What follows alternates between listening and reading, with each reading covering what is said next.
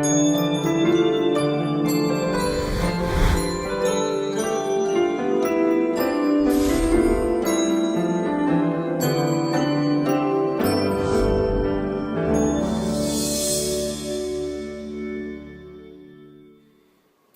the story for the curse is that an asteroid crashes down onto a family farm, and as it shrinks, this ooze starts spilling out and seeps into the soil of the farm, and it starts affecting the farmland and the water supply and the animals on the farm, and also the problems of the family on the farm escalate. Um, well, for starters, the curse acting is okay. You know, it's not bad. What could have been better is just subpar acting. Not too good character development. The subplots and storylines are okay. I mean, it's kind of entertaining, but it's just like could be better. The the the story is actually adapted from a short story by H.P. Lovecraft called The Color Out of Space, and it has the same basic storyline with an asteroid, crashes down, or asteroid crashes down on a farmland, and this ooze starts spilling out and affects the farmland and the people around it. But they only adapted it, but they added and changed a lot of things, because the original story is just basically a guy telling this other person the story about what happened to his neighbor.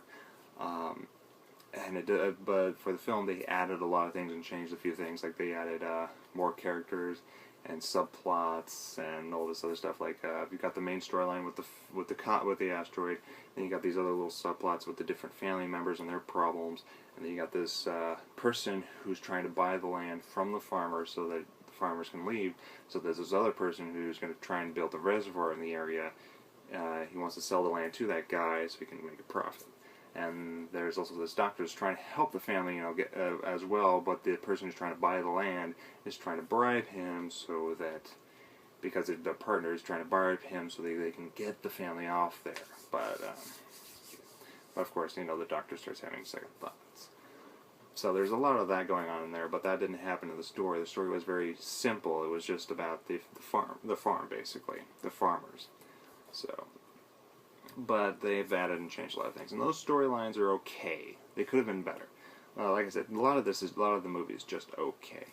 The climax at the end was again okay. I mean, it had some good stuff, but it wasn't on the edge of your seat. Like you weren't saying, "Get out of the house! Get out of the house! Get out of the house! What are you doing? Get out of the house!" There was just a lot of just could have been better. I mean, some of the fight stuff, like somebody's coming at him, and it was just stick him with stuck him with a sharp object and done. That was it. It was just, okay, no real tension or fight.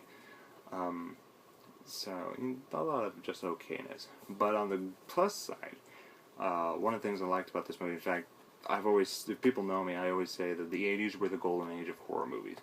Because a lot of the special effects and things they needed were right there to scare people. And it's some of the things that I feel is missing today, because they always just run to do the computer to put in the special effects and put in digital blood and this and that. Where the 80s, they didn't have all that. They had to just make it on the fly. And I miss that. Because even though, yes, sometimes you could tell, like, if somebody gets their hand chopped off, you could tell it's like a dummy hand or something, but still, it's pretty scary, and that blood squirting is probably syrup, but it's still blood in your mind. It's like, oh my god, I miss that. And the special effects were actually good for this movie. In particular with Ooze, Ooze from the asteroid, and the story by H.P. Lovecraft, it was described as just a color, because the color of that ooze was not of our color spectrum. So the only way they could describe it was just to say, it's a color. That was it. So they couldn't make a color that's not of our spectrum for the movie, because nobody can do that. So they just tried making a color that seemed very off-putting.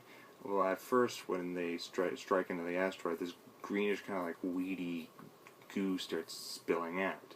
But later, when it starts affecting people and the animals, people start dribbling out this, yellowish slime pus-colored thing coming out of there. Oh, it was just disgusting. And at one point, one of the chickens dies, and the chicken, again, it's a dummy, but it still looks like a real chicken. Out of its eye, that's pussy yellow color is coming out of the eye. It was just disgusting. It was kind of creepy also. That was also the other thing. It was creepy. And that's the thing again, missing nowadays, is that creepiness from something that's actually physically there and not a CGI. And I was like, oh, it was creepy. And also later in the story, there was a few actual model shots that was pretty cool, because later on at the, spoiler alert, at the end of the movie, the house starts crumbling and crashing down. And they had a model shot for that, and it was kind of interesting to see, model and then crushing down and everything. At the end of the movie, at the end of for the original story, one of the characters, the color just basically sucks the life out of people. And at the end of the story, one of the characters just basically falls down and it just becomes dust. And just dust. And I could kind of think of how they could do that for the movie, but they didn't do it for the movie. So they tried something different, which is have the person melt. And that was creepy as fuck. I mean, it was creepy in the original story when the person just became dust, just fell down and was just dust. Well, in this one, it was just as creepy just seeing somebody melt. And it was, again, it was a dummy, but still, and it was just being lifted down to this already pool that they probably made to make it look like it was just pooling in there. But still, it looked creepy and made it believable that the person was melting and just making this big old puddle and just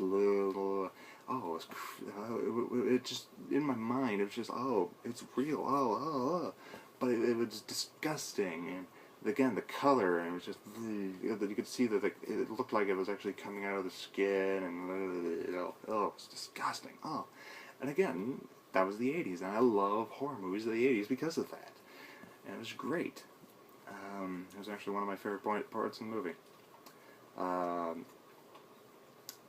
And adaptation-wise, from the original stories, it was close enough. I mean, like I said, there was a lot of, like I said earlier, they had a lot of change, a lot of things, but this is probably the closest we'll ever get to a close adaptation of that story. But we'll see in the future. This was also, what was also good about this was seeing Wil Wheaton. I have never really seen Wil Wheaton in a movie before.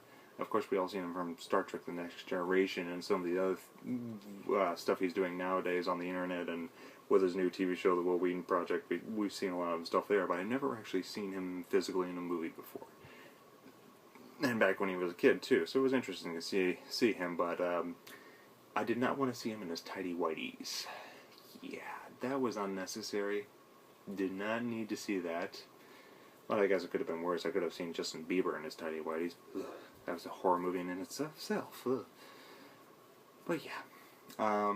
Overall, everything was just mainly okay. The movie wasn't bad. It was just okay. It was entertaining. I will give it that. It was entertaining and was interesting to watch from beginning to end. I will give it that. And I'm not going to shame anybody for seeing this movie. It's not bad. It's just okay. It's something to really enjoy if you're like an H.P. Lovecraft, because I'm a Stephen King fan and I like to see everything that is Stephen King related. And this would be something for an H.P. Lovecraft fan to see anything that's H.P. Lovecraft associated or Cthulhu Mythos associated as well. So there's that. But overall, I'd give this like 1 star. 1 star out of 5. It's just okay. Just okay. And like I said, this is probably the closest we'll ever get to an adaptation of The Color Out of Space. But mainly because you can't adapt. It's difficult to adapt an H.P. Lovecraft story to the screen, either word for word or close to it, because majority of his stories are kind of short. They're not really elongated and complex, or subplots with love stories and the things that make up a modern movie nowadays. So it's difficult. But I know there have been some movies by the H.P. Lovecraft Film Society that have made adapted his stories from the books themselves, like the Call of Cthulhu and Whisper in Darkness. And I'd like to see those movies, but something like The Color Out of Space, that's going to be difficult to do. Maybe for a TV show or something. I don't know. It's I would like to see Color Out of Space adapted better, but until then, this is going to be the closest we can get. But you never know. Something might pop up in the future. Maybe the H.P. Lovecraft Society will do color art of space. You never know. We'll just have to wait and see.